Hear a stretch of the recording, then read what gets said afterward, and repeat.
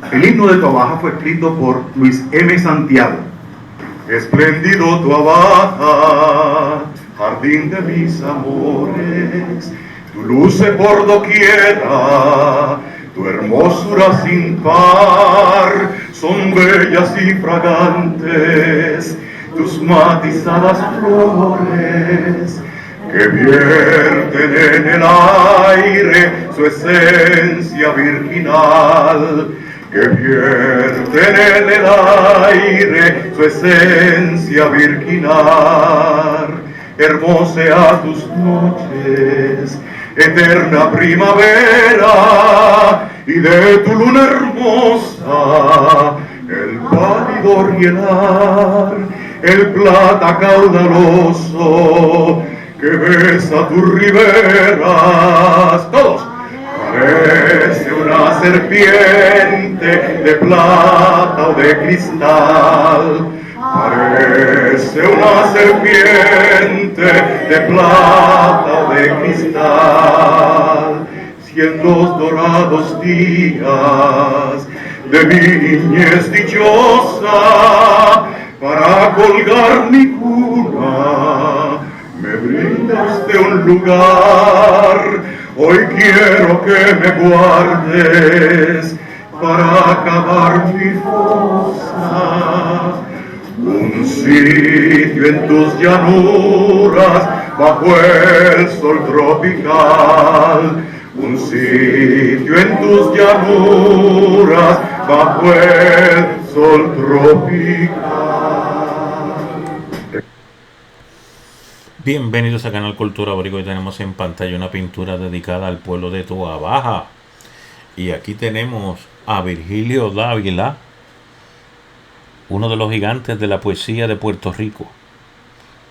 Nacido y es la persona más famosa de ese pueblo. Y aquí tenemos su iglesia, cercana ahí a la plaza de recreo de ese gran municipio de Toa Baja. Nada, vamos a escuchar la historia de ese gran municipio y la historia también de ese gran puertorriqueño Virgilio Dávila, ese gran poeta que aportó tanto a lo que llamamos por ahí, ¿verdad?, a la literatura puertorriqueña.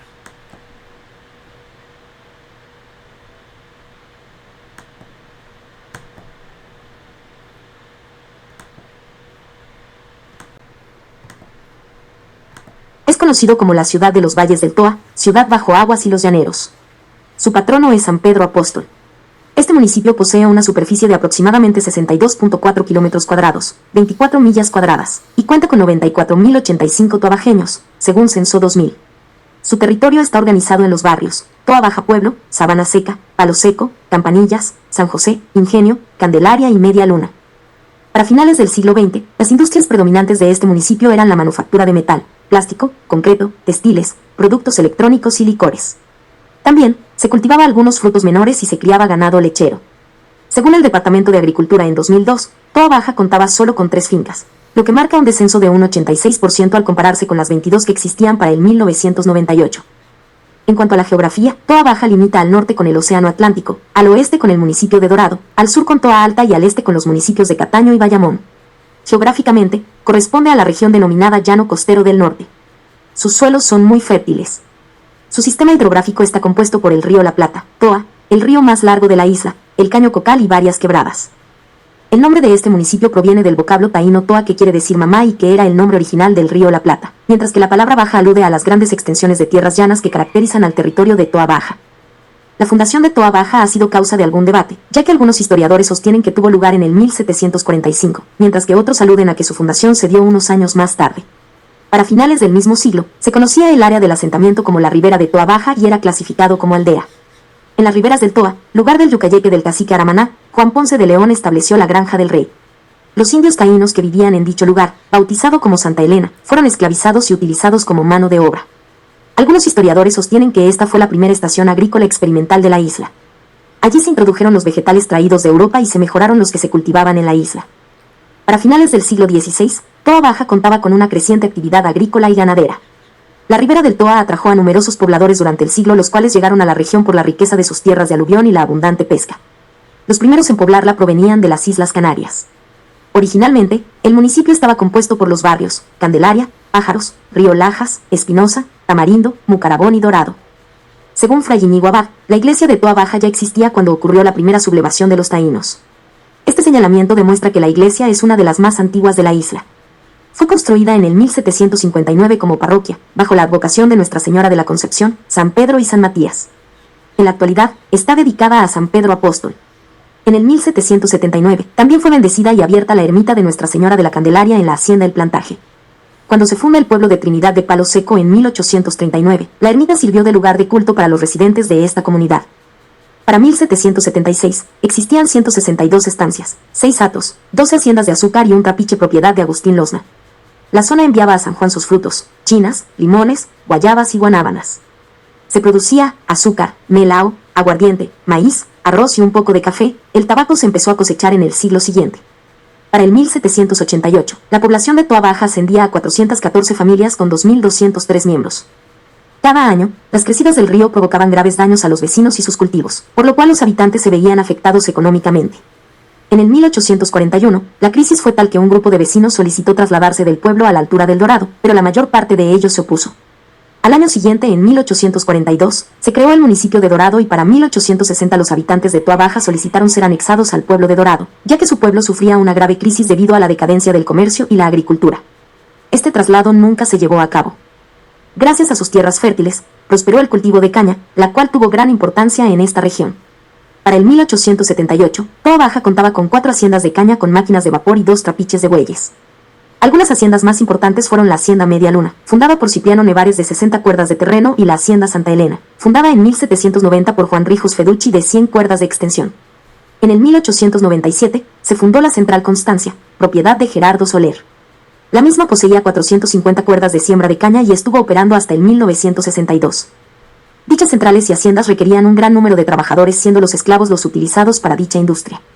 En 26 de marzo de 1843, estos se sublevaron y marcharon hasta el pueblo apoderándose de la casa del rey. A pesar de sus esfuerzos, eventualmente fueron vencidos por la milicia española. La productividad de sus tierras y el desarrollo de la industria del azúcar en Toa Baja convirtieron al pueblo en uno de los proveedores principales de la alimentación y del desarrollo económico de San Juan. A medida que aumentaba la población de la capital, se intensificaba el consumo de los frutos que producían sus estancias y haciendas. A principios del siglo XX, Toa Baja, al igual que otros municipios, fue incorporado al municipio de Bayamón mediante la Ley para la Consolidación de Ciertos Términos Municipales de 1902. 3 años más tarde, la Asamblea Legislativa de Puerto Rico derogó esta ley y volvió a constituir a Toa Baja como municipio independiente, con los mismos barrios que lo integraban en 1902. A pesar de la transformación en la economía de la isla, Toa Baja se mantuvo produciendo azúcar hasta las últimas décadas del siglo XX. La finca de beneficio proporcional, operada por la Autoridad de Tierras y su subsidiaria, la Corporación Azucarera de Puerto Rico, cosechó 49.474 toneladas de caña de azúcar, que a su vez produjo 3.616 toneladas de azúcar para mediados de la década de 1970. Para esa misma época, existían 9 vaquerías de primera clase. Entrando al siglo XXI, Toa Baja se caracteriza por sus industrias licoreras, textiles y de efectos electrónicos, al igual que por un crecimiento en el sector de la construcción de numerosas urbanizaciones. También vamos a reconocer en esta pintura lo que son, digamos, a ese gran puertorriqueño que fue Virgilio Dávila. Escuchemos lo que nos tienen que decir sobre ese gran poeta.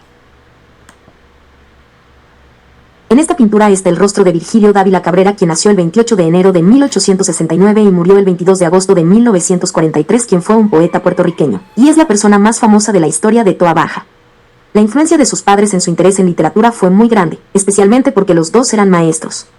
Su hijo José Antonio Dávila Morales siguió sus pasos, fue igualmente un escritor lírico.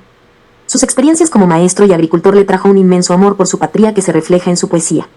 Dávila es considerado uno de los más grandes representantes del modernismo en Puerto Rico. Fue influenciado por Víctor Hugo y su estilo es considerado uno tradicional. Falleció en Bayamón el 22 de agosto de 1943 y fue enterrado en el cementerio de Porta Coeli. Una biblioteca, una escuela, una avenida y un residencial público, todos en Bayamón, están nombrados en su honor. También crearon a la compañía Cabrera en su honor. Su segunda obra fue Viviendo y Amando en 1912. Insigne poeta y político. Su poesía es de carácter mayormente criollista, con influencias modernistas y románticas, en la que recoge los temas, tradiciones y costumbres campesinos. Virgilio Dávila fue alcalde de Bayamón. Nació el 28 de enero de 1869 en Toa Baja, hijo de maestros. Sus primeros estudios los hizo bajo la tutela de su padre. Estudió en el Colegio Jesuita de Santurce y en el Instituto Civil de Segunda Enseñanza en el Viejo San Juan. Más adelante, se certificó como maestro, profesión que desempeñó primero en el pueblo de Gurabo y luego en Bayamón, donde estableció una escuela en 1890. En 1897, abandonó el magisterio para dedicarse a manejar la finca familiar. Su interés por la poesía surgió desde muy joven. Llegó a publicar sus versos en varias publicaciones periódicas, entre las que se encuentran El Buscapié, semanario literario creado por Manuel Fernández Juncos, El Carnaval, La Democracia, El Mundo y Rocinante. En 1909, fundó, junto con el compositor Braulio Dueño Colón, el semanario Chantecler. La lírica de Virgilio Dávila pertenece a la corriente criollista que surgió en el siglo XIX, de la que también era seguidor Manuel Alonso y, más adelante, Luis Llorens Torres. Los versos incluidos en su primer libro de poesía titulado Patria 1903 son característicos de su etapa lírica inicial. En estos poemas se puede apreciar las influencias del romanticismo, particularmente de la vena de Víctor Hugo, y del premodernista mexicano Salvador Díaz Mirón. Sin embargo, ya era evidente que prefería las formas clásicas, estilo que continuará cultivando en el resto de su obra. Su segundo poemario Viviendo y Amando 1912 es uno de transición. Presenta en él características criollistas, pero sin abandonar del todo el romanticismo. Sus próximos poemarios incorporan además aspectos del modernismo como el uso del lenguaje culto y las formas. De este poemario se destacan La Jibarita y Acuarela. Aromas del Terruño, publicado en 1916, sigue las tendencias modernistas, particularmente en el sentido formal, influenciado por Rubén Darío. Se trata de un canto al jíbaro, es decir, el campesino puertorriqueño, así como a la cultura y las tradiciones puertorriqueñas. De los poemas más destacados de esta obra figuran No des tu tierra al extraño y Nostalgia. En 1917, publicó Pueblito de Antes, en la que refleja las costumbres del casco urbano. En 1918, incursionó en el teatro lírico con la zarzuela alegórica La Génesis de un Gran Sol, cuya música compuso Braulio Dueño Colón. En 1928, publicó un libro para mis nietos, en el cual recoge expresiones folclóricas infantiles. También, colaboró junto con Braulio Dueño Colón y Manuel Fernández Juncos en Canciones Escolares 1912, que escribieron para las escuelas puertorriqueñas. Entre las canciones que escribió se encuentran La Tierruca y El Mangó. Virgilio Dávila participó, también, activamente en la política del país. Formó parte del Partido Republicano Puertorriqueño, el cual se fundó en 1899 y cuya plataforma abogaba por la anexión definitiva de Puerto Rico a Estados Unidos, primero como territorio y luego como un estado de la Unión. En 1904, se postuló para alcalde de Bayamón bajo la insignia de este partido. Su popularidad, acrecentada por sus campañas políticas que se conocían por tener comida, bebida y música, lo llevó a ganar el escaño. Fue alcalde desde 1905 hasta 1911, año en que el partido se divide por problemas internos. Bajo su incumbencia se edificó la Casa Consistorial, actual Museo Francisco Oller. Luego, abandonó la política para dedicarse de lleno a las letras. Falleció en Bayamón, su pueblo adoptivo, el 22 de agosto de 1943. Gracias por tu tiempo. En este canal estamos comprometidos con la historia y con aquellas personas que dejaron huella en el corazón del alma del puertorriqueño. Gracias por tu tiempo. Hasta luego.